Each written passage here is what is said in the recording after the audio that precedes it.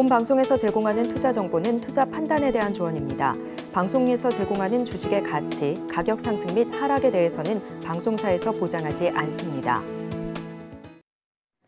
시청자 여러분 안녕하세요. 오늘을 돌아보고 내일을 준비하는 오늘장 내일장 2부 진행의 백설혜입니다. 장 마감까지 확실한 승부 전략과 내일장 주목할 섹터까지 제시해드리고 있습니다. 오늘도 저희 방송과 함께 하시면서 성공적인 투자 전략 가득 담아 가시기 바랍니다. 저희 방송은 유튜브를 통해서도 보실 수 있습니다. 유튜브 검색창에 서울경제TV라고 검색하시면 저희 방송과 함께 하실 수 있으니까요. 방송에 대한 의견이나 종목에 대한 궁금증 있으시면 유튜브 실시간 채팅창에 지금 바로 남겨주시기 바랍니다. 그러면 오늘장 내일장 2부 본격적으로 출발합니다.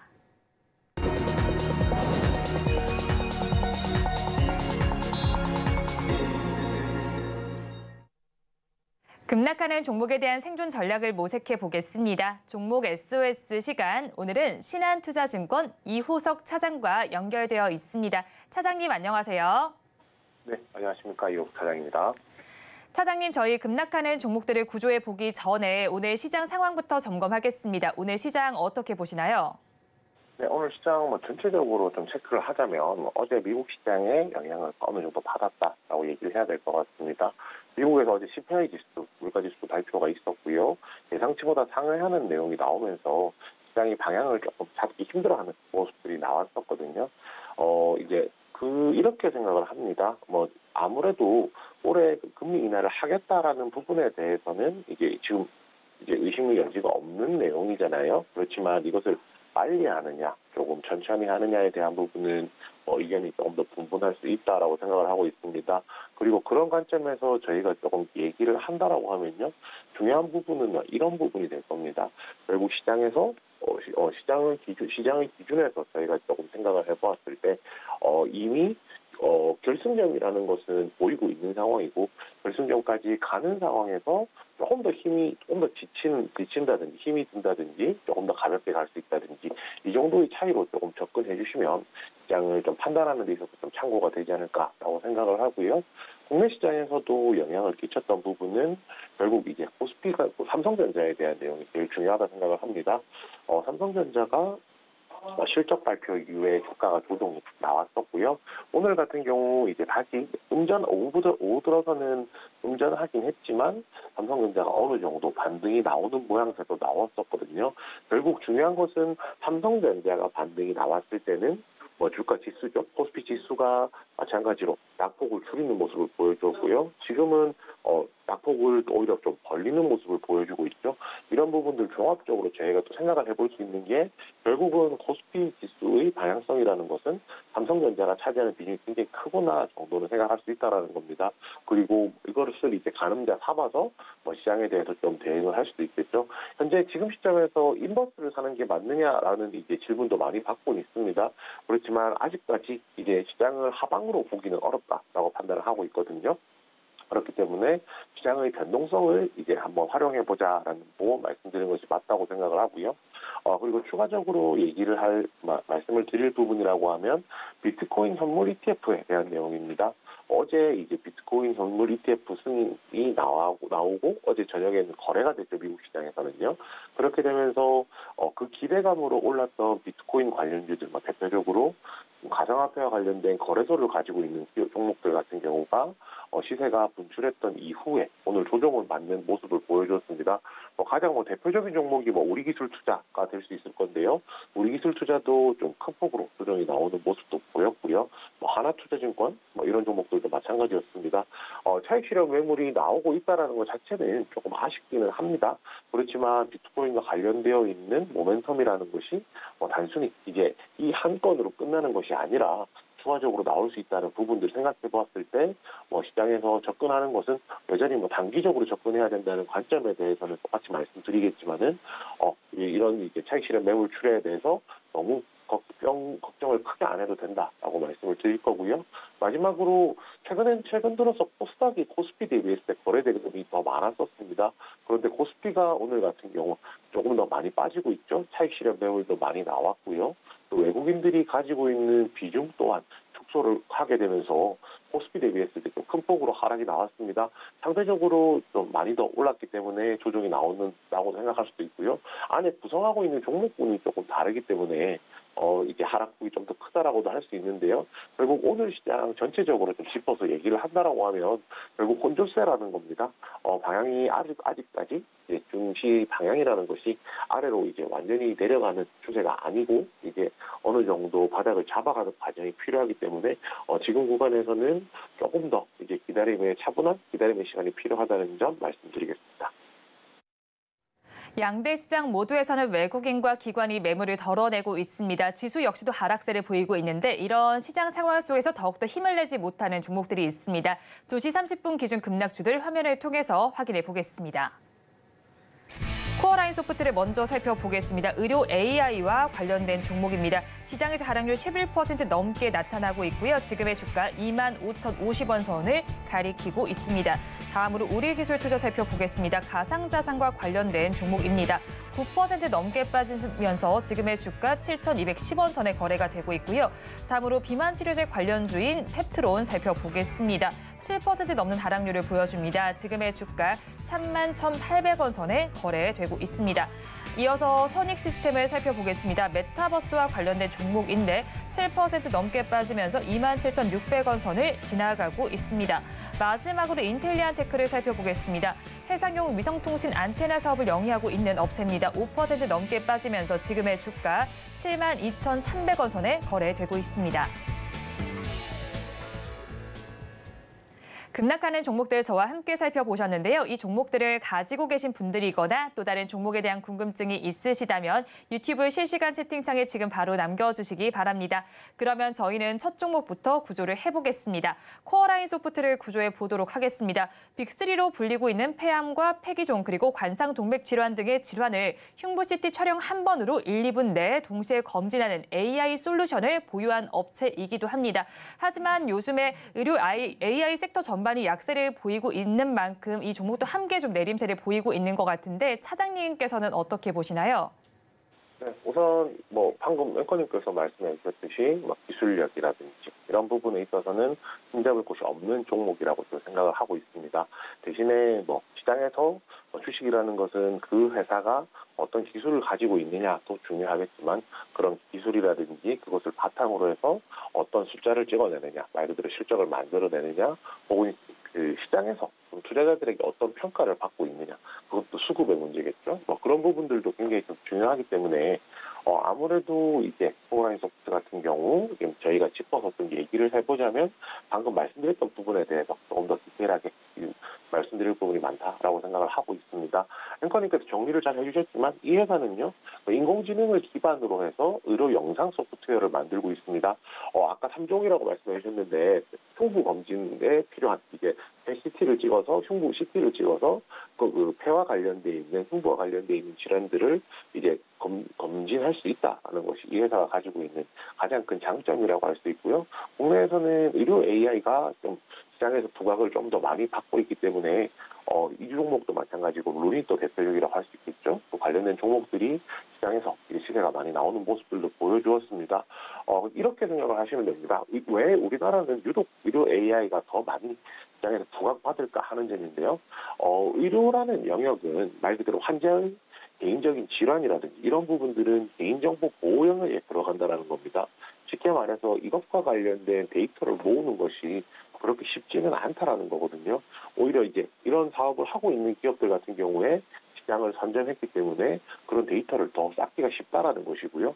데이터가 쌓이면 쌓일수록 그 결과값이 정밀해진다는 점을 생각해 보면 시장을 선점하는 것이 얼마나 더 중요한지에 대해서도 알 수가 있기 때문에 이 회사가 가지고 있는 경쟁력, 의료 AI 기업들이 가지고 있는 경쟁력 이런 부분들은 좀 감을 잡아줄 수 있을 거라고 생각을 합니다. 최근에 이제 오늘 조정이 나온 부분은 되게 심플하게 말씀드릴 수 있을 것 같습니다. 결국에는 추가 상승에 대한 동력이 부재하다라는 건데요.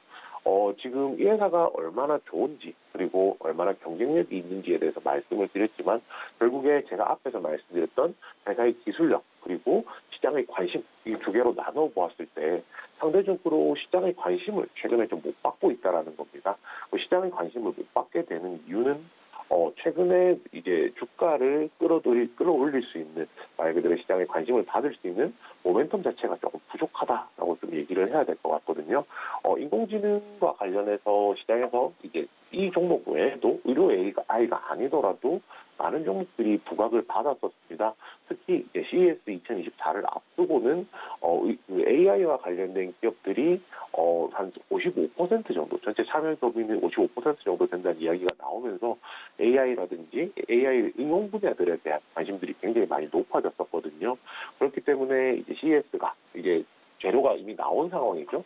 재료가 나왔기 때문에 그 이후 추가적인 상승 동력이 나오지 않는다라고 하면 일시적으로 조정이 나올 수 있다는 점까지 한번 같이 말씀을 드려보겠습니다. 기술적인 부분에 대해서는 경쟁력 있는 기술을 가지고 있다라고 말씀을 드릴 수 있을 것 같습니다. 아까 빅3라고 하는 이제 세 가지 폐 질환에 대해서도 진료를 볼 수가 있는 상황이고요. 또 이제 이 부분도 같이 좀 말씀을 드려야 될 것 같아요. 아직까지 의료 AI 기업이라는 것이 이 기업의 가치를 어떻게 평가해야 되는지에 대해서는 많은 분들이 좀 고민을 하실 거라고 생각하거든요. 결국 좀 비교를 할 수 있다라고 하면 해외에서 성과를 가지고 있는, 혹은 이제 경쟁업체 대비했을 때 기술력이 어떻다든지 이런 부분에서 좀 비교를 할 수 있다라고 생각을 하고 있고요. 결국 이제 해외에서도 충분한 성과가 나오고 있는 상황인데다가 특히 이제 폐질환 CT 분야에서 경쟁력이라는 강점을 가지고 있다라고 생각하면 호라이소프트 같은 경우에 국내 의료 AI 관련주 중에서도 경쟁력이 있는 이제 기업이라고 좀 판단을 해볼 수 있습니다. 그렇기 때문에 이 종목에 대해서 좀 긍정적인 시각 이렇게 전해드리겠습니다. 네, 일단 코어라인 소프트 경쟁력이 있긴 하지만 사실 차트상으로 살펴본다면 지난해 9월쯤에 상장을 했는데 그때 주가까지도 미치지 못하는 모습이 나타나고 있습니다. 그런 만큼 가지고 계신 분들께서는 고민이 많으실 것 같거든요. 어떻게 대응하면 좋을까요? 네, 버티자 의견 드리겠습니다. 제가 앞에서 결론을 너무 빨리 드릴 뻔했는데요. 우선 지금 현재 가격이 25,000원 정도 현재 가격이 형성이 되어 있습니다. 방금 앵커님께서 말씀해주신 대로 상장했을 시기 최고가가 46,000원이었던 점 생각하면 지금 거의 한 절반 정도의 가격까지도 이제 내려와 있는 상황이거든요. 오히려 주가가 많이 내려와 있다라는 것을 좀 아쉽게 생각을 할 수도 있겠지만 좀 반대로 생각을 해보면 주가 자체가 고점 대비했을 때 조정을 많이 거쳤다는 점에서 오히려 이제 버텨볼 만한 이제 여지가 좀 더 생긴다라는 생각도 하고 있습니다. 현재 가격은 25,000원이고요. 만약에 이 종목에 대해서 신규로 매수 진입을 한다라고 하면 22,000원 제시해 드리겠습니다. 22,000원이라는 가격은요, 이 종목의 60일 이동평균선, 그리고 이 종목에 있어서 가장 많은 매물이 쌓여 있는 구간대의 이제 가격으로 생각해 주시면 됩니다. 그리고 이 구간에서는 이제 지지를 받고 반등이 나올 가능성이 높기 때문에 22,000원으로 제시를 해드리고요. 손절가는 이제 18,000원 드리겠습니다. 22,000원에서 지지를 받지 못하는 상황이 나온다라고 하면 아래쪽으로 더 추가로 하락을 할 수가 있겠죠.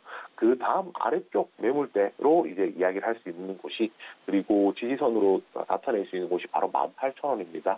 그렇기 때문에 신규 진입 손절가는 18,000원 드리고요. 목표가는 26,000원 드리겠습니다. 지금 현재 가격 대비했을 때는 약간 높은 가격이 될 텐데요. 22,000원에 매수를 한다라고 하면 26,000원이 가장 많은 매물이 있는 구간입니다. 결국 이제 그 구간에서 일단은 1차적으로는 매물이 출회될 가능성이 있기 때문에 목표가 26,000원으로 접근해 보시기 바랍니다. 코어라인 소프트에 대해서 버티자 전략 주셨습니다. 가격 전략을 살펴본다면 신규로 진입을 하신다면 22,000원 선에 해보시고요. 이때 손절 라인은 그 다음 아래쪽에 매물대가 있는 18,000원 잡아주셨습니다. 그리고 목표 주가는 지금 현재보다 약간 높은 가격인 26,000원 제시해 주셨습니다. 그러면 저희 다음 종목을 구조해 보겠습니다. 선익 시스템을 구조해 보겠습니다. CES를 계기로 해서 그간 소외가 됐던 메타버스 테마가 활기를 띨 수 있지 않을까 하는 생각이 들기도 하는데 또 연초에 출시될 애플의 비전 프로도 관심을 더하고 있습니다. 하지만 오늘 장에서는 밀리고 있는데 어떤 이유가 있을까요? 네, 우선 이제 상승을 최근에 많이 했었죠. 작년 11월부터 해서 중간에 조정이 좀 있긴 했지만 꾸준히 상승을 했습니다. 그렇기 때문에 어느 정도 상승 이후에 조정 구간 진입했다라고 보는 것이 맞을 것 같습니다. 이 회사 같은 경우에는 뭐 앞에서 말씀드렸던 메타버스 테마로 뭐 시장에서 관심이 굉장히 많고요. 최근에는 뭐 VR, AR 관련된 테마로도 언급이 되고 있는 종목 중에 하나입니다. 이유는 이겁니다. 이 회사가 소형 OLED 증착기를 만들고 있고요. 글로벌 마켓쉐어 1위, 글로벌 점유율 1위 업체이기 때문입니다. 저희가 이것을 뭐 좀 이제 영어로 표현했을 때 마이크로 OLED라고 좀 얘기를 부르고 있는데요. 이것이 어디 사용되느냐라고 하면은 굉장히 작은 액정에 사용이 되고요. 이 작은 액정이라는 것이 뭐 대표적으로 지금 저희가 메타버스 관련주로서 얘기를 해볼 수가 있는 게 오큘러스라든지 아니면은 애플의 비전 프로라든지 이런 이제 VR 기기에 이제 많이 활용이 됩니다. VR 기기에 있어서 안에 들어가는 디스플레이는 눈과 굉장히 가깝거든요. 그렇기 때문에 더 작은 사이즈의 이제 OLED가 들어가야 되는 것이고요. 그리고 그 소형 OLED를 이제 OLED 증착기를 만들 수 있다라는 것이 선익 시스템의 가장 큰 장점 중에 하나가 아닐까 싶습니다. 메타버스 관련주 계속 말씀드리게 되는데요. 결국 이제 메타버스 관련주가 시장에서 관심을 받지 못했던 이유는 메타버스라는 것이 뭐 실체가 좀 불분명했기 때문이다라고 표현드리는 것이 맞을 것 같습니다. 지금 시청자분들께서도 메타버스에 대해서 머릿속으로 떠올리면 이게 가상현실이라고 해야 될지 아니면 현실을 똑같이 복제해 놓은 거라고 해야 될지 정의를 내리기가 조금 힘드실 거거든요. 이게 메타버스가 가지고 있었던 좀 태생적인 약점이라고 얘기를 해볼 수도 있을 것 같습니다. 그렇지만 메타버스 공간, 메타버스 세계라는 것이 만들어지는 것은 그것을 향유할 수 있는 기계가 만들어지고요. 거기에 들어가는 콘텐츠가 만들어지게 되면서 이런 부분들이 조금 더 분명해질 거라고 생각을 하거든요. 일단 그 중에서도 기계에 대한 부분을 말씀을 드리게 되는 겁니다. 결국 애플 비전 프로라는 제품이 나오게 되면요. 메타버스라는 것을 즐길 수 있는 XR, VR, XR 기기죠. XR 기기가 나오게 될 것이고요.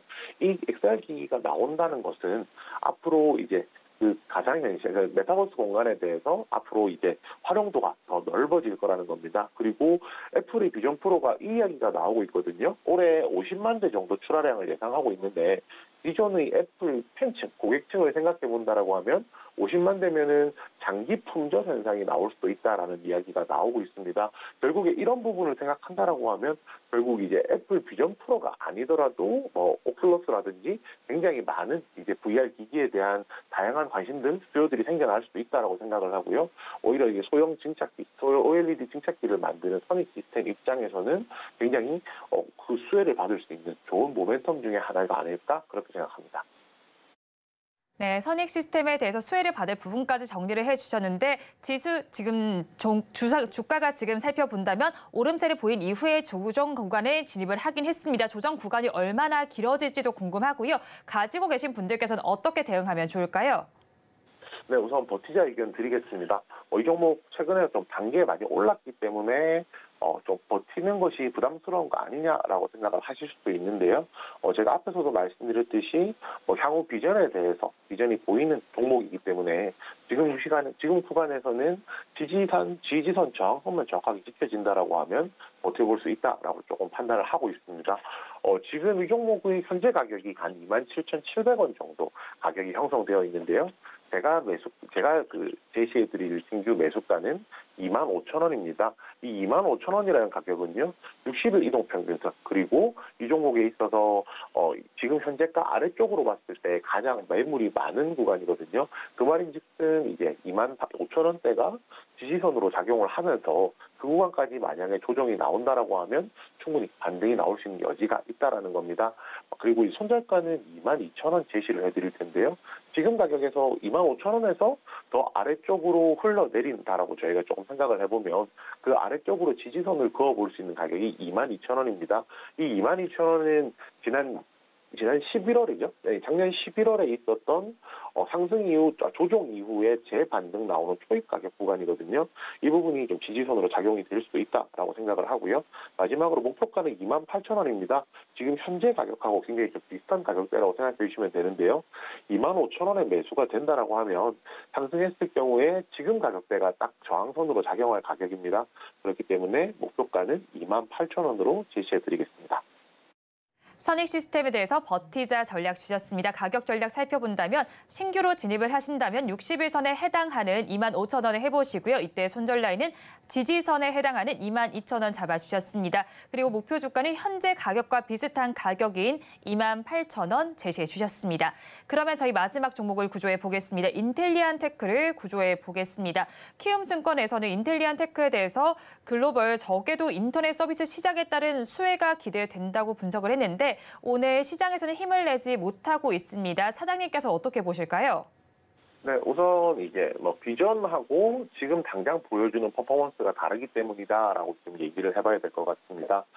일단 키움증권에서 나왔던 리포트 기반으로 얘기를 해보자면 작년은 4분기죠. 2023년 4분기 실적이 증권사 예상치보다 하회할 것이다라는 것이 이제 주요 골자라고 생각을 해주시면 되거든요. 4분기에 이제 영업이익이 74억 정도인데 전년 대비했을 때 약 14% 정도 줄어드는 이제 수준이다라고 얘기를 해야 될 것 같은데요. 주력 사업이 이제 해상용 안테나라고 생각을 해주시면 되는데. 이제 주력 사업 부분에서 수요가 조금 둔화되고 있다라는 것. 쉽게 말해서 이제 캐시카우에서 돈을 벌어들일 것이 조금 떨어졌다라는 것에 대한 우려감이 있다라고 좀 생각을 해주시면 될 것 같습니다. 결국에는 이제 인텔리안테크 기본적으로 좀 얘기를 해보자면, 이 종목이 앞으로 해상용 안테나를 통해서 안정적인 수익을 가져가고, 그다음에 저궤도 위성용 안테나를 통해서 이제 추가적인 프리미엄을 받아야 되는데, 이쪽 한쪽이 이제 기반이 되는 곳이 실적이 생각보다 기대치에 못 미쳤기 때문에 상대적으로 이제 이 종목에 대해서 인텔리안테크에 대해서 약간의 위기감을 느꼈다 정도, 그래서 나오는 매도다 정도 말씀을 드릴 수 있을 것 같습니다. 그렇지만 시간이 지날수록 이 부분은 좀 자연스럽게 개선될 거라고 생각을 하거든요. 일단 내년도에 추정되고 있는 매출액이 3,870억 정도로 전년 대비 한 26% 늘어날 것이라고 좀 기대를 하고 있고요. 영업이익도 379억으로 전년 대비 한 164% 정도 크게 늘어날 것이다라는 좀 기대를 하고 있습니다. 이런 기대가 나오는 부분은 이겁니다. 이제 글로벌 저궤도 위성 인터넷 서비스가 올해부터 본격적으로 좀 시작될 것이라고 하고 있거든요. 이제 정확하게는 올해 상반기부터 본격적으로 관련된 서비스 원앱이죠. 이 인텔리안테크 주요 고객사인데 원앱이 이제 저궤도 위성통신 서비스를 본격적으로 이제 런칭할 것이다라는 좀 기대감들이 나오고 있는 상황입니다. 인텔리안테크가 주가가 올랐을 때 저궤도 통신 위성 안테나에 대한 수요가 있을 때, 혹은 이제 그런 서비스 런칭에 대한 모멘텀이 있을 때 주가가 올랐다는 점 생각해 보면 이런 기대감을 가지고 있다는 것 자체만 하더라도 굉장히 좀 의미 있다라고 말씀드리겠습니다. 네, 의미 있는 부분들도 있을 것 같습니다. 차트도 좀 변동성을 보이고 있는데 가지고 계신 분들 어떻게 대응하면 좋을까요? 네, 버티자 의견 드리겠습니다. 이 종목 같은 경우에는 주가가 하단까지 충분히 좀 빠져있기 때문에 조금 더 버텨볼 수 있는 여지가 있다라고 말씀을 드려야겠고요. 지금 가격은 72,500원입니다. 이 종목을 만약에 신규로 진입한다라고 하면 7만 원 제시해 드릴 건데요. 이 7만 원이라는 가격은 작년 12월 달에 있었던 횡보했던 구간, 지지선을 만들어 놓은 구간까지 가격이라고 생각해 주시면 됩니다. 지지선이 만들어졌기 때문에 이 구간에서 반등 나올 가능성이 높다라고 판단을 하고 있고요. 손절가는 66,000원 드리겠습니다. 이 66,000원 가격은 작년 10월 달에 있었던 저점 부근 가격이거든요. 마찬가지입니다. 만약에 7만 원의 지지를 못 받는다라고 하면 그 다음 지지선은 6만 원이기 때문에 66,000원까지 한번 기다려볼 수 있다라고 말씀을 드리는 거고요. 마지막으로 목표가는 77,000원입니다. 만약에 7만 원에 매수를 한다라고 하면 시세가 나왔을 경우에 120일 이동평균선 있는 가격이 77,000원이거든요. 만약에 그 구간이 매물이 가장 많이 쌓여있는 구간이라서 상승했을 경우에 그 구간에서 매도 물량이 출회할 수 있기 때문에 목표가 77,000원으로 정했습니다. 인텔리안테크에 대해서도 버티자 전략을 주셨습니다. 가격 전략을 보자면 신규로 진입을 하신다면 지난해 12월에 횡보를 했던 7만 원 정도에 해보시고요. 이때 손절 라인은 지난해 10월 저점 부근인 66,000원 잡아주셨습니다. 그리고 목표 주가는 121선에 해당하는 77,000원 제시해 주셨습니다. 지금까지 신한투자증권 이호석 차장과 함께했습니다. 오늘 연결도 고맙습니다. 네, 감사합니다.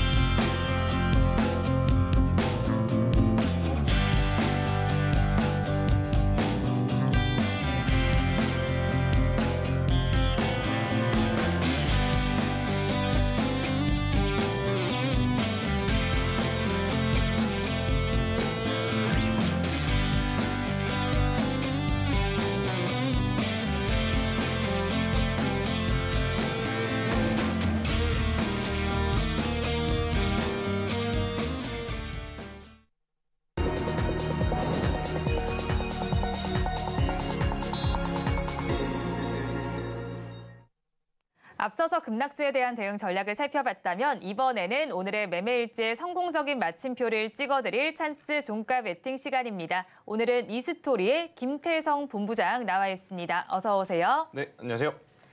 네, 오늘도 장 마감까지 한 17분 정도를 남겨두고 있는 시점인데 오늘 양대 시장의 분위기 그다지 좋지 못한 것 같습니다. 사실 약보합거리에서 출발을 했는데 낙폭을 더 키워가고 있고 그 낙폭은 코스닥 시장에서 조금 더 많이 관찰이 되고 있는 상황입니다. 이런 시장 상황 속에서도 종가 베팅할 종목은 있겠죠, 본부장님? 그렇죠. 네. 결국에 이제 뭐 시장이 무너진다 혹은 조정이 나온다 하더라도 그 안에서 또 우리가 해답을 찾아야 되는 것이 이제 현실이고 팩트이다 보니까 오늘같이 이제 시장이 밀릴 때 여러분들 포트 보면 아마 한숨만 나오실 것 같거든요. 그럴 때일수록 지금보다는 다음, 그러니까 스텝 바이 스텝으로 내가 만약 다음에 지수가 좋아진다면 혹은 다음에 랠리가 어떤 쪽에서 나올 것이냐 혹은 다음에 주도주는 어딘가 이 부분을 저는 계속 연구하고 고민을 해야 된다고 생각이 들어요. 아마 이게 말은 쉽지만 저도 사실 이렇게 지수가 밀리고 제가 가지고 있는 종목군들이 내리면 힘이 빠지는 거는 어쩔 수 없는 것 같습니다. 그래도 이럴 때 힘을 내서 다음을 준비하는 사람들의 계좌가 길게 봤었을 때는 더 좋아질 수 있는 여지가 많다라는 의견 한번 드려보도록 하겠습니다. 네, 그렇다면 오늘 이렇게 지수도 좋지 못한 상황에서 저희는 어떤 섹터에서 종가 베팅할 종목 찾아볼까요? 일단은 이번 주 들어오면서 굉장히 많은 섹터가 강하게 움직였지 않습니까? 이제 그중에서 저는 통신기기 쪽을 한번 우리가 다시 볼 때가 되지 않았나라는 생각이 들어요. 일단 어제 이제 굉장히 강했었죠. 어제 이제 5G, 6G 관련 이야기 혹은 관련주들이 굉장히 좋은 모습을 보이면서 시장을 주도했다시피 하지 않았나라고 생각이 드는데 가장 중요했던 것은 결국 이제 삼성전자 이재용 회장의 첫 행보가 로봇이냐 반도체냐 아니면 그 외의 것이냐 이게 이제 우리가 시선을 집중을 했었는데 2019년도에 5G였다면 2024년도에는 6G로 이제 선택을 한 것 같더라고요. 이제 삼성 리서치 센터를 찾아가서 5G는 부진했지만 6G에서는 우리가 단연 앞서야 된다라는 이야기에 글자에 이제 이야기들이 나오다 보니까 관련주들이 굉장히 또 강하게 움직였고 또 이제 그동안에 5G 하면 가장 문제시됐던 부분이 실적적인 부분이었어요. 그런 실적적인 부분에 따라서 뭐 개별 기업의 속도전은 있겠습니다만 실적에 대한 회복세를 우리가 노려볼 만한 요소들이 굉장히 많지 않았나라는 의견 한번 드려보도록 하겠고 이제 가장 중요한 것은 이 제4위통사 관련한 이제 이 통신망 관련한 부분에 대해서 지금 현재 상장되어 있는 세종텔레콤 기준으로 봤을 때 적격 판정을 좀 받았기 때문에 그에 따른 또 관련주들의 이제 랠리 혹은 움직임들이 굉장히 또 많이 나올 수 있는 지금 환경이 조성이 되었기에 오늘 이 시장의 지수의 밀림이 사실은 그 섹터들에게는 굉장히 좀 아쉬움이 남을 수는 있긴 하겠습니다만 어제 들어온 수급과 그들이 앞으로 보여줄 실적에 대한 개선세를 놓고 고려해 봤었을 때는 저는 오히려 오늘 조정이 나왔기 때문에 저는 트레이딩 가능하다. 만약 오늘 조정이 나오지 않고 이들이 갭상승 출발을 해서 주도주가 쉬니까 이쪽으로 수급이 몰려서 슈팅이 나와버리면 사실 공략할 만한 종목군들이 많지 않거든요. 하지만 이제 오늘 전체적으로 지금 조정을 받고 있기 때문에 그 조정을 이용해 볼 필요는 있지 않겠는가라는 의견 들어보도록 하겠습니다. 네, 조정을 이용해 보자라고 말씀을 전해주셨고 제사 이동통신과 관련해서 이야기해 주셨는데 지금 5G 28GHz 주파수 경매에 좀 3사가 참여를 할 예정이잖아요. 좀 어떻게 전망해 봐야 할까요, 저희는? 일단은 모두 이제 적격 판단을 받았기 때문에 사실 지금 제가 말씀드리는 통신기기는 어느 이동통신사가 되었든 간에 상관은 없습니다. 그것이 이제 경매가 잘 진행만 된다라고 하면 당연히 통신부품주들은 많이 필요한 상황이기 때문에 이건 이동통신사들의 이슈일 뿐 사실 이제 통신기기 부품사들에게는 어디가 가져가나 굉장히 또 좋은 뉴스로 좀 받아들여야 되지 않겠나라는 생각이 들어서요. 그래서 이제 제가 오히려 이제 통신사 쪽보다는 이렇게 부품주 쪽으로 한번 우리가 포커스를 맞춰보는 게 맞지 않겠나라는 의견 드리도록 하겠습니다. 네, 지금 본부장님 말씀처럼 증권가에서도 올해 통신 장비가 대세 상승기에 접어들 것으로 예상을 하고 있더라고요. 그런데 문제는 가지고 있는 기술력의 이 진입 장벽이 얼마나 높은가. 그리고 또 기업들마다 실적이 안 나오는 쪽이 있고 지금 아무리 이제 5G 관련한 투자가 부진했다 하더라도 실적이 잘 나오는 쪽이 있거든요. 그래서 이제 그러한 부분을 옥석 가리기를 여러분들이 좀 잘 하셔야 될 것 같아요. 이제 과거에는 5G 하면 거론이 됐었던 수많은 종목들 많았지 않습니까? 하지만 그 기업들이 계속해서 어제 이제 반등이 나왔다라고 그래서 다 같이 반등이 나오는 것이 아니라 그 안에서 기술력이 있거나 혹은 실적이 기반이 되는 혹은 이 투자의 히스토리가 있는 종목 쪽으로 이제 압축이 될 가능성이 높기 때문에 저는 그러한 어떤 이제 이 옥석을 가리는 과정이 네. 절대적으로 필요하다라는 의견 한번 드리겠습니다. 그럼 옥석을 저희가 여기서 가려봐야 하겠네요. 종가 네. 매팅할 좀 어떤 걸로 찾아오셨을까요? 그래서 가려왔죠. 네. 그러니까 대표 종목으로는 제가 이노와이어리스라고 하는 기업을 좀 가지고 나왔는데 이노와이어리스는 이 스몰셀이라고 하는 제품을 만듭니다. 그러니까 스몰셀이라고 하면 잘 모르실 것 같아요. 네. 그러니까 이제 이 스몰셀이 어떤 부분을 담당을 하느냐? 각 지역마다 기지국이 있습니다. 그런데 여러분들이 아마 휴대폰을 가지고 이동을 하시다 보면 어느 구간에 딱 오면 잘 안 터지는 구간이 있다라는 것을 느껴보셨을 것 같아요. 네. 예를 들어서 인천에서 경기로 넘어가는 구간, 혹은 경기에서 서울로 넘어가는 구간, 네. 이 중간중간에 약간 터지지 않는 곳들이 발생을 하는데 그 구간에 이 스몰셀들이 이제 만약 심어지게 된다라고 하면 그렇게 약간 끊어졌던 부분을 보완을 할 수 있다라고 좀 보시면 될 것 같아요. 그러다 보니까 이 통신망 구축함에 있어서 이 스몰셀이라고 하는 부분도 필수적으로 필요하다. 그리고 앞으로는 더 필요해질 수밖에 없다라고 좀 이야기를 드리는 게 단순히 모바일 쪽만 이제 보셔서는 안 되겠죠. 네. 로봇 혹은 AI와 같은 혹은 자율주행, UAM 이런 것들이 돌아다니게 되면 그 잠깐의 끊김 때문에 엄청나게 큰 사고가 나타날 가능성도 이제는 고려해 봐야 되는 산업이에요. 그러다 보니까 이 스몰셀이라고 하는 사업 분야에 굉장히 또 많은 관심도가 높아지고 있는 지금이 아닐까라고 좀 말씀드릴 수 있을 것 같고요.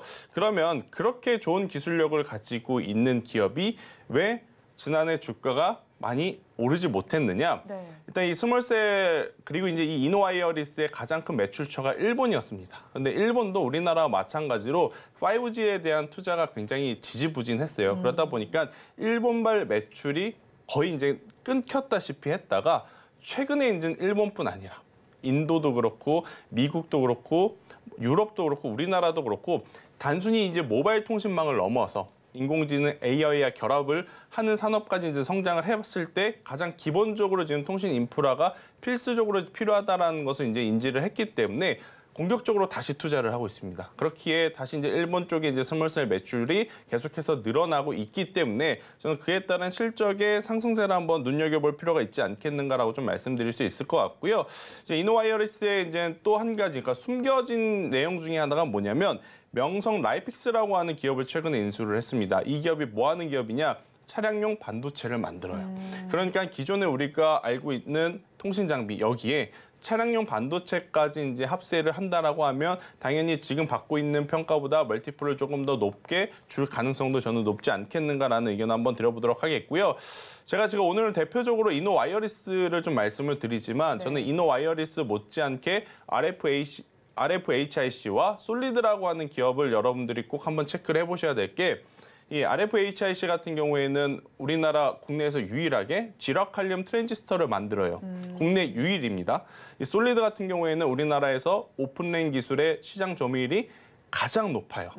그리고 이노와이어리스도 우리나라 국내 유일 상장사 중에 유일하게 스몰셀을 만드는 기업입니다. 네. 그러니까 제가 지금 말씀드리는 중요한 포인트는 뭐냐면 여러분들이 알고 계시는 기업들 굉장히 아마 제가 지금 짚어드리는 기업 말고도 많을 겁니다. 하지만 그 기업들이 가지고 있는 기술력이 독보적이냐 독보적이지 않냐에 따라서 앞으로의 주가의 반등 폭 자체가 저는 달라질 가능성이 굉장히 높다 생각이 들고 있고 국내 유일 그리고 이 시장 점유율이 가장 많은 쪽이 네. 저는 반등이 나오게 된다라고 하면 가장 빠르게 나올 가능성이 높다라고 좀 이야기를 드려보면서 그 세 기업 그리고 그 중에서 오늘은 이노와이어리스를 한번 여러분들이 체크를 해보시는 것도 도움이 되지 않겠는가라는 의견 드려보도록 하겠습니다. 네, 국내 유일이라는 수식어가 달리고 있는 네. 이노와이어리스입니다. 그렇다면 저희 가격 전략 어떻게 잡아갈까요? 네, 일단 뭐 이노와이어리스 같은 경우에는 제가 사실은 오늘 손절가를 27,000원이라는 가격대로 굉장히 타이트하게 좀 잡아드렸거든요. 네. 27,000원이라는 가격대는 어제 이 이노와이어리스라고 하는 기업의 주가가 시작한 시가 부근인데 이 시가 부분이 이탈이 되게 되면 다시 한번 리스크 관리 차원에서의 매도 혹은 기간 조정을 좀 염두를 하셔야 될 것 같아요. 그래서 이제 손절가는 27,000원으로 이제 짧게 한번 잡아드려 보도록 하겠고요. 나는 5G 통신 장비주에 대해서 당신의 말도 공감이 되고 개인적으로 조금 길게 볼 수 있다라고 생각하시는 분들은 저는 손절가를 조금은 더 러프하게 26,000원 혹은 25,000원까지 잡으시고 대응을 하셔도 괜찮다라고 생각이 들지만 절대로 24,000원이라는 가격대 그러니까 이 밑으로 이탈이 되게 되면 저는 리스크 관리를 좀 하셔야 되지 않을까라는 생각이 들고 있고요. 만약 여기서 올라오게 된다라고 하면 가장 이제 매물 부담이 많은 쪽이 여러분들이 화면을 보시면 아시겠지만 35,000원대일 것 같아요. 그러니까 35,000원대 이 매물벽을 어떤 이슈로 소화하는지가 가장 중요하겠습니다만 1차적으로는 35,000원 한번 드려보도록 하겠고 2차적으로 만약 이 가격대까지 올라옴에 있어서 실적에 대한 기대치 그리고 거기에 맞는 거래량이 터지게 된다라고 하면 저는 4만 원이라는 가격대까지도 한번 바라볼 수 있지 않겠는가라는 의견 한번 드려보면서 대체적으로 이 5G 관련주들의 주가의 흐름을 보면 뭐 대표적으로는 KMW가 될 것 같아요. 그러니까 이 기업이 기술력이 없거나 뭐 실적이 엄청나게 안 좋다라고 이야기를 드리고 싶은 게 아니라 주가의 흐름을 보면 지난 2년 동안 혹은 그 이상 동안 하락폭이 굉장히 좀 깊었어요. 그래서 이제 굉장히 오랜만에 듣네요. 그렇죠. 하락폭이 깊었다라는 것은 당연히 반등이 나올 때마다 악성 매도 물량이 더 많을 수밖에 없기 때문에 저는 오히려 공략을 하게 된다면 이노와이어리스와 같은 상대적으로 덜 조정을 받은 혹은 솔리드와 같은 기업들도 지금 차트를 보면 그러니까 이 우하향 곡선이 아니라 조금 플랫한 상태에서 박스권에 갇혀 있긴 합니다만 이 악성 매물이 그렇게 많지 않는 종목분들이거든요. 이쪽을 바라보시는 게 여러분들의 투자함에 있어서 좋은 수익률 게임이 될 수 있지 않겠는가라는 의견 드려보도록 하겠습니다. 네, 오늘 종가 베팅할 종목으로는 이노와이어리스 짚어주셨습니다. 그러면 저희 마감 동시호가 구간 어떤 상황 보이고 있는지 양대 시장의 분위기를 살펴보도록 하겠습니다. 우리 양대 시장 약보합권에서 출발한 이후에는 계속해서 더욱더 힘을 내지 못하고 있습니다. 오늘 시장에서는 코스피보다 코스닥이 조금 더 부진한 모습이 나타나고 있는데 코스피 시장의 예상 7개월 지수부터 보겠습니다. 0.55%의 내림세가 나타나고 있는데요. 코스닥 시장 1.68%의 약세가 나타나면서 867선의 마감을 준비하고 있고 코스피 지수의 경우에는 2,526선의 종가 형성을 준비하고 있습니다. 이어서 수급 상황도 체크를 해보겠습니다.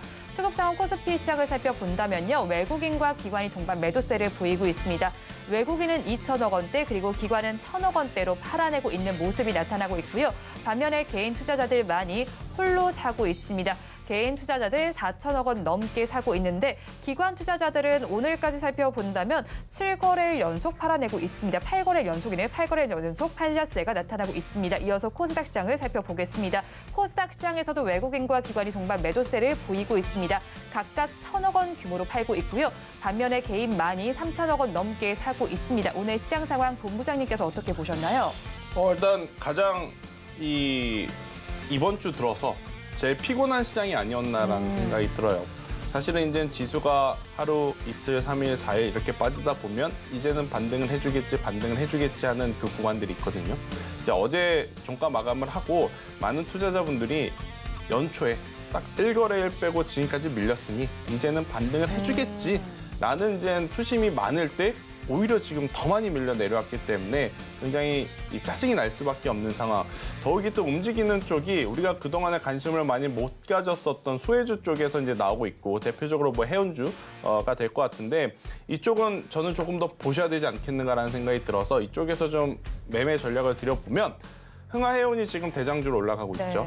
일단 그 항로를 쓰지 못하고 9,000km를 돌아가게 된다라고 하면 운임지수는 당연히 올라가게 되고 해운사들은 그에 따라서 수혜를 받을 가능성이 높습니다. 근데 이게 공격을 받았고 그에 따라서 이제 이 반발 공습을 했기 때문에 하루아침에 갑자기 그들이 화해할 거는 아니지 않습니까? 그러면 굉장히 길어질 수밖에 없기 때문에 흥하행운이라고 하는 대장주의 기준을 좀 세워두시고 저는 HMM과 같은 기업들, 그러니까 상대적으로 덜 오른쪽을 한번 여러분들이 보시는 것도 괜찮지 않겠는가라고 좀 말씀드릴 수 있을 것 같고요. 이 이슈가 지금 중동발 혹은 이 전쟁 리스크와 좀 엮이면서 아무래도 방산 관련 기업들이 움직인다라고 좀 볼 수는 있을 것 같은데 방산도 크게 두 가지로 분류할 수 있습니다.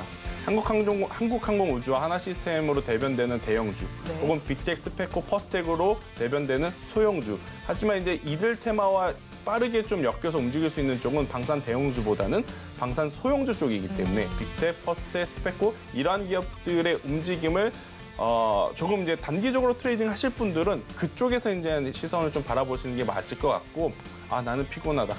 내가 하면 왠지 물릴 것 같고 내가 하기에는 너무 난이도가 어려운 것 같다라고 하시는 분들은 지금 주도 섹터들 많이 쉬고 있습니다. 반도체도 쉬어가고 있고 2차 전지도 쉬어가고 있기 때문에 저는 오히려 지금 구간에서 현금을 최대한 아끼셨다가 주도주의 대장주들이 이제 반등이 나올 때 중소형주들 여러분들이 가지고 있었던 관련주들의 비중 조절을 하셔보는 게 어떨까라는 의견을 한번 들어보도록 하겠고요.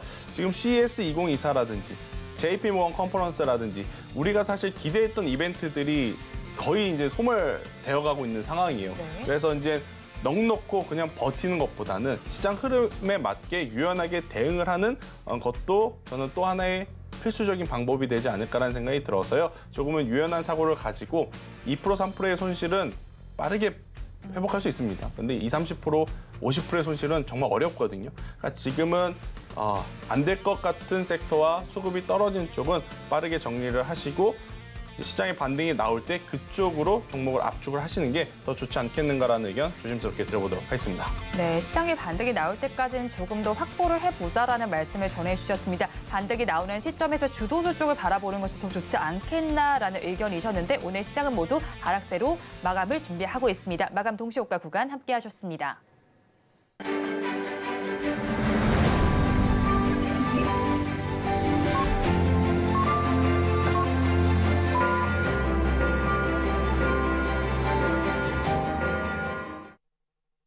오늘 우리 시장 종일 힘을 내지 못했습니다. 그러면 업종별로 어떻게 마감을 했는지 살펴보겠습니다. 지수도 약세를 보인 만큼 코스피 시장에서도 하락세를 보인 업종이 두드러지고 있습니다. 그래도 빨간불을 켜면서 마감한 업종들도 있는데요. 운수창고 업종이 1%대 강세로 마감을 했는데 그 안에서 가장 크게 활약을 해준 종목은 바로 흥하해운으로 상한가 마감했습니다.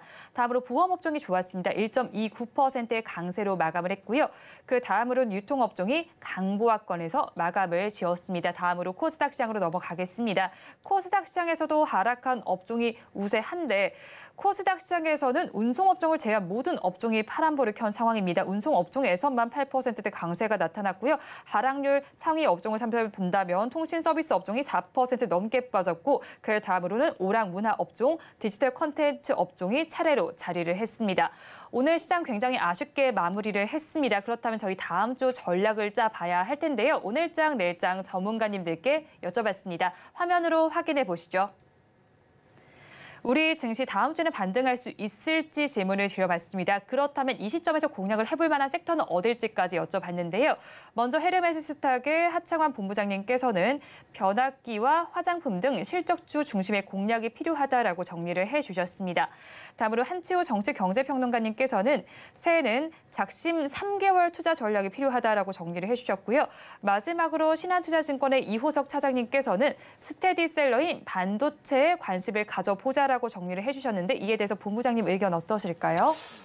당연히 반도체를 좀 봐야 될 것 같습니다. 네. 일단 왜냐하면 우리나라 증시가 일단 연초, 그러니까 작년 말 기준으로 보면 그 어떤 시장보다도 좋았고 강했거든요. 근데 이제 연초 들어오고 딱 1거래일 강했고 그 다음부터 글로벌 증시의 속도에 지금 따라가지 못하는 모습을 좀 보이고 있는 것 같아요. 지금 이제 글로벌 증시 기준으로 굉장히 중요하게 우리가 봐야 될 부분은 뭐냐면 마이크로소프트가 시총 1위를 탈환했다라는 부분. 그럼에도 불구하고 우리나라 관련주들의 상승세가 굉장히 제한적인 상황. 이 이유는 뭐냐면 결국 이제 최근에 나왔었던 삼성전자 관련한 블록들 이슈가 어느 정도 이제 시장의 수급에 큰 영향을 좀 미치지 않겠나라는 생각이 드는데 일단 수급 쪽으로 영향을 줄 만한 이벤트들이 이제는 다 마무리가 되어갔지 않습니까? 그럼 이제부터 이 본업에 대한 평가, 모멘텀을 가지고 이제 이 시장이 움직일 가능성이 높기 때문에 앞서 이제 많은 전문가님께서 이야기해 주셨다시피 실적이 잘 나오는 쪽을 저는 보셔야 되지 않을까라는 생각이 들고 있고 그로 인해서 반도체 삼성전자가 다소 좀 아쉬운 잠정 실적을 발표했지만 지금 중소형주 단 기업들, 그 기업들의 이제 실적을 좀 기대를 하시면서 반도체 관련 기업들의 전도는 반등을 한번 노려볼 필요는 있지 않겠는가라는 의견 들어보도록 하겠습니다. 네, 반등 시에 한번 모색을 해보자라고 말씀을 계속 전해주셨는데 지금 저점에 접근하기엔 저점이 또 나타날 수도 있기 때문에 위험한 걸까요? 그렇죠. 아무래도 이제 이 주식할 때 가장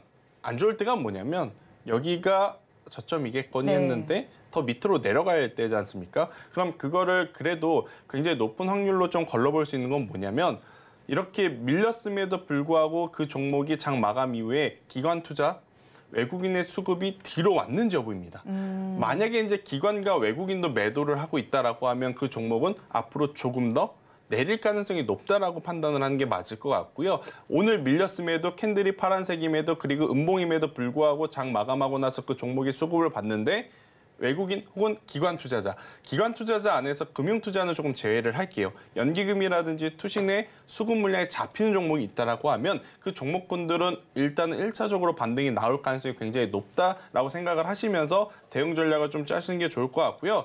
일단 우리나라 지금 이 현물 시장에서도 지금 수급이 약하고 지금 선물 시장에서도 외국인들의 이제 수급이 좀 약한 것 같아요. 어제 지금 삼성전자 수급을 놓고 보면 기관은 매도를 했죠. 그러니까 블록딜 물량이 나왔는데 그걸 누가 가져갔느냐? 외국인들이 많이 가져갔습니다. 아마 외국인들은 선물을 팔고 삼성전자를 또 담아내는 그러한 좀 전략을 취했기 때문에 저는 외국인의 수급이 여기서 조금만 더 턴어라운드가 된다라고 하면 우리나라 시장도 반등은 한번 강하게 나올 수 있다. 대신 반등이 나올 때 어떤 섹터, 어떤 기업이 주도주가 되는지를 한번 체크를 하시면서 대응을 하셔야 된다는 의견 드려보도록 하겠습니다. 네, 반등이 나올 때 어느 쪽이 주도주가 되는지를 체크를 해보셔야겠습니다. 그리고 유튜브 실시간 채팅창에 질문을 주신 부분이 있어서 한번 질문을 드려보도록 하겠습니다. 김용숙님께서 질문을 해주셨는데요. 저출산 관련된 섹터가 오늘 전반적으로 좀 하락세를 보였더라고요. 네. 하락세를 보인 섹터가 많긴 했지만 이 시세가 좀 끝난 건지 질문을 해주셨어요. 본부장님 의견 어떠실까요?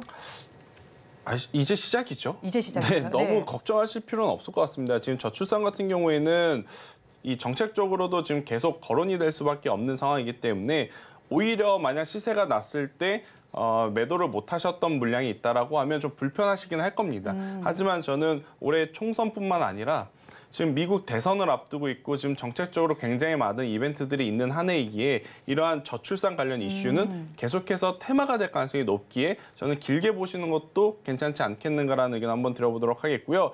뭐 아가방 컴퍼니 같은 경우에는 이렇게 많이 올랐기 때문에 이 정도 조정이 나오는 것은 조금 이해를 해줘야 될 것 같고 만약에 아가방 컴퍼니가 아니다라고 하면 확률적으로 꿈비라든지 제로투세븐을 좀 가지고 계실 것 같은데 이쪽 기업들은 여전히 정책 모멘텀이 아직까지는 살아있기 때문에 더 보셔도 괜찮다라는 의견 드리도록 하겠습니다. 그럼 이쪽 종목군에서 저점이 살짝씩 나타난다면 계속 모아가도 괜찮은 걸까요, 본부장님? 충분하죠. 네. 네, 저는 저출산 관련 쪽은 굉장히 지금 좋게 보고 있는 테마주 쪽의 하나이기 때문에 그러니까 과거에는 계속 저출산 장려 정책을 펼치겠다 이야기할 때마다 움직였었어요. 그런데 네. 최근 2년에서 3년 동안은 그런 이야기가 나왔음에도 불구하고 사실 반응이 많이 없었거든요. 계속해서 이제 이슈가 되는 거죠. 말만 하지 말고 뭔가의 정책적인 변화를 줘야 된다라는 이야기가 지금 많은 쪽이 이 섹터이기 때문에 저는 충분히 그에 따라서 주가가 한두 번 더 상승할 모멘텀들은 남아있지 않겠는가라는 의견 드려보도록 하겠습니다. 네, 또 주도주 한다면 올해 사실 제약 바이오 쪽이 아닐까 하는 생각도 듭니다. 계속해서 그렇죠. 이야기가 들려왔는데 그런데 오늘 셀트리온의 경우에는 합병된 주식이 좀 상장이 되면서 네. 밀리는 양상이 펼쳐졌어요. 이쪽에 대해서 사실 관심을 가지시는 분들이 많으실 것 같은데 오늘의 하락 어떻게 보셨나요? 매수하셔야죠. 네, 일단 이 제약 바이오를 볼 때 여러분들에게 제가 한 가지 당부하고 싶은 건 뭐냐면 소문만 무성한 재료 때문에 저는 매수를 하시는 게 아니라 눈에 보이는 기술력과 성과가 있는 기업은 지금이라도 가격적으로 메리트인 구간이 오면 저는 공략을 해도 괜찮다라는 생각이 듭니다. 셀트리온 같은 경우에는 지금 이 실적에 대한 기대감 그리고 신약에 대한 기대감이 지금 섞여 있는 상태. 물론 최근에 주가의 상승은 합병이라고 하는 키워드로 이제 움직이긴 했지만 그 이슈가 있어서 올랐고 그 이후에 지금 다시 내려왔다라는 것은 네. 제자리를 찾아왔다라는 것을 의미하잖아요. 정리하시지 못한 분들은 좀 속상하겠죠. 하지만 없으신 분들에게는 저는 또 하나의 기회가 될 수 있다는 생각이 들고 있고 이번 JP모건 컨퍼런스에서 빅파마 기업들이 M&A 관련 이야기를 할 때 좀 언급이 됐었던 기업들 레오캠바이오, 종근당 이러한 쪽은 충분히 저는 저점에서 혹은 지금부터 분할 매수를 하신다라고 하면 분할 매수입니다.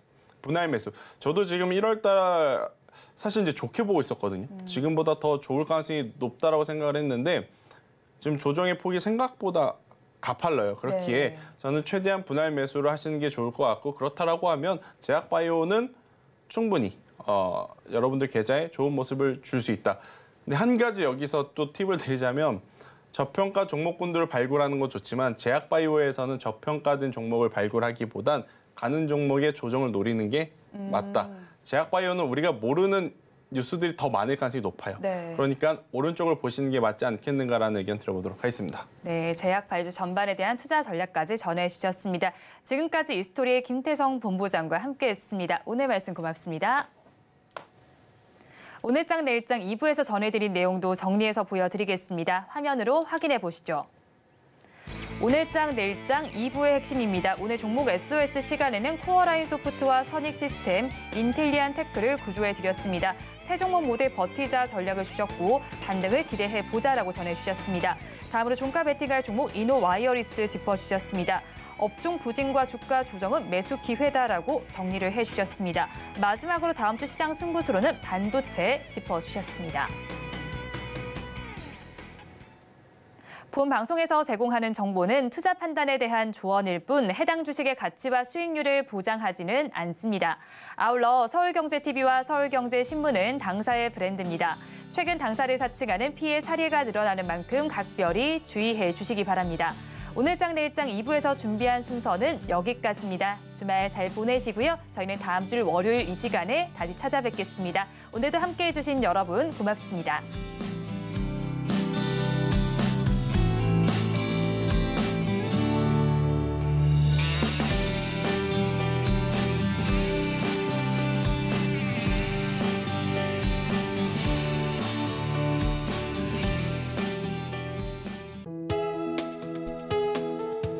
본 방송에서 제공하는 투자 정보는 투자 판단에 대한 조언입니다. 방송에서 제공하는 주식의 가치, 가격 상승 및 하락에 대해서는 방송사에서 보장하지 않습니다.